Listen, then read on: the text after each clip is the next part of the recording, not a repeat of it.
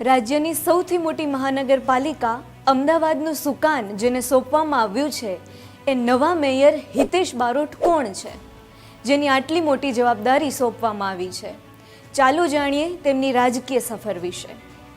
1986માં ભાજપ સાથે જોડાઈને હિતેશ બારોટે જાહેર જીવનની શરૂઆત કરી। ત્યારબાદ 1987થી 1997 દરમિયાન તેઓ આરએસએસમાં સક્રિય રહ્યા અને સંગઠનના કાર્યમાં મહત્વપૂર્ણ ભૂમિકા ભજવી। 1988માં થલતેજ ગ્રામ્ય મંડળના મહામંત્રી તરીકે જવાબદારી સંભાળી। 1989થી 1997 દસક્રોઈના 18 ગામ બક્ષી પંચની જવાબદારી સંભાળી અને લોકો વચ્ચે પોતાની એક આગવી ઓળખ ઊભી કરી।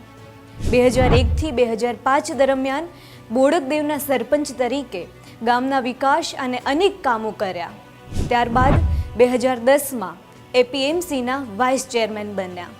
2012માં એડીસી બેંકના ડિરેક્ટર તરીકે નિમણૂક થઈ અને 2014માં એપીએમસીમાં ડિરેક્ટર તરીકે નવી જવાબદારી સંભાળી। એ જ વર્ષે ગાંધીનગર લોકસભાના બક્ષી પંચના ઇન્ચાર્જ તરીકે પાર્ટીએ વિશ્વાસ મૂક્યો।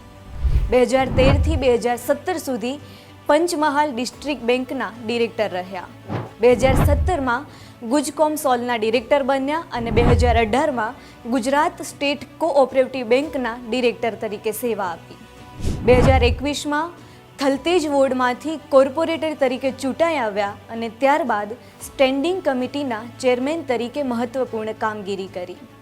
એક સામાન્ય કાર્યકરથી લઈને અમદાવાદના મનપાના મેયર સુધીની સફર આ છે હિતેશ બારોટની રાજકીય યાત્રા। આજે લોકોના વિશ્વાસ, સંગઠનની શક્તિ અને વર્ષોની મહેનતના પરિણામે હિતેશ બારોટ અમદાવાદ મહાનગરપાલિકાના મેયર તરીકે અમદાવાદ શહેરના વિકાસની નવી દિશા નક્કી કરવા જઈ રહ્યા છે।